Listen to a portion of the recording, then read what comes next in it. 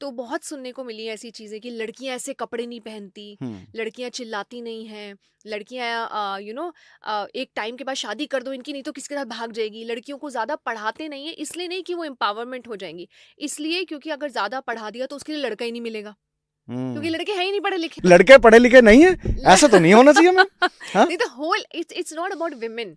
In our community, in my time, the problem ये थी कि पूरा कम्युनिटी में सिर्फ कुछ ही लोग होते थे जो पढ़ने जाते थे, हुँ, एक्सपोजर नहीं मिलता था, है ना।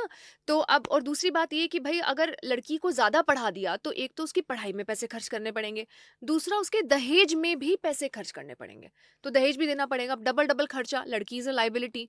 और सबसे बड़ी चीज जो मुझे बुरी लगती थी वो ये लगती थी कि घर की औरतें अपने घर के आदमियों से ही घूंघट करेंगी, अपने जेठ, अपने ससुर, बाहर जाके घूंघट हटा देंगी। क्या अपने घर के आदमियों से ही डर लगता है क्या उनको, जो उनको घूंघट करने की जरूरत है अगर मान मर्यादा की बात है तो। मुझे याद है मैं 7th क्लास में थी, मैंने एक फ्रॉक पहना हुआ था और किसी ने पॉइंट आउट किया कि अब लड़की बड़ी होगी, इसको सलवार कमीज पहनाना शुरू करो। एंड सडनली मेरी मॉम को क्या हुआ, उन्होंने मेरे पीछे पड़ गई, तुम अब से सलवार कमीज पहनो, है ना। तो एक छोटी बच्ची जो होती है ना, लड़की, उसको नहीं पता होता कि एक लड़की लड़का होना क्या होता है, नहीं पता होता। बचपन में वो, अगर आप मतलब, मैं अब मेरी दो बेटियां हैं, तो मेरी छोटी वाली बेटी 5 साल की है, बड़ी वाली 9 साल की है। अगर मैं उनको बोलूंगी ना चलो भाग के दिखाओ, वो अपने पूरे जोश से भाग के दिखाएंगी, है ना, अच्छी हुँ, तरीके से। हुँ। बट अगर आप किसी से पूछो लड़कियां कैसे भागती हैं, तो ऐसे ऐसे करके दिखाएंगे।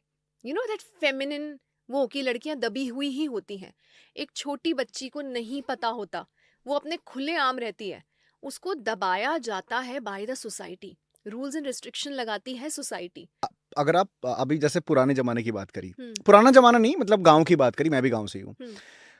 बिल्कुल 100% जो आपने बोला बिल्कुल फैक्ट है। बट आप आज की डेट में सोच के देखो कहीं न कहीं ये थॉट, ये मेंटालिटी, ये सब कुछ सोच ही तो है देखो, कि ऐसा सोच बना दिया है। आप आप क्या बोलोगे इस बारे में? सो एम्पावर्ड, देन सडनली ऐसा क्या हुआ कि विमेन को घूंघट में रखा जाने लगा। तो there were very invaders, I will not name because sometimes ये कंट्रोवर्सीज कॉज होती हैं। तो जब इन्वेडर्स इंडिया में आए थे तो उन्होंने टारगेट विमेन पे किया था, क्योंकि विमेन यूजुअली घरों में रहती थी, प्रोटेक्टर्स यूजुअली उस टाइम पे मेन ही होते थे, राइट। हुँ, विमेन कभी भी फोर्सेज में बहुत लिमिटेड होती थी। तो उन्होंने उन पे अटैक किया, तो as a responsibility, as a man, how would you protect a woman. तो उस टाइम पे उन्हें इन्वेडर से बचाने के लिए उन्होंने अपनी औरतों को ढकना शुरू कर दिया, राइट, क्योंकि उस टाइम पे वो रिक्वायर्ड था for their protection, right. But वो टाइम चेंज हो गया, इन्वेडर्स चले गए, बट वो माइंडसेट कंडीशनिंग वही रह गई। अब हुँ, आज भी लोग घूंघट प्रथा फॉलो करते हैं, क्यों करते हैं?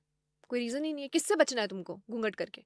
जिसका दिमाग खराब है वो तो घूंघट क्या, ढके हुए शरीर पे भी कुछ ना कुछ कर सकता है, राइट। राइट। और घर में घूंघट, बाहर वालों के आगे खुले और घर में घूंघट क्यों? घर के आदमी तो सबसे ज्यादा आपको प्रोटेक्ट करते हैं ना, है ना। हुँ। तो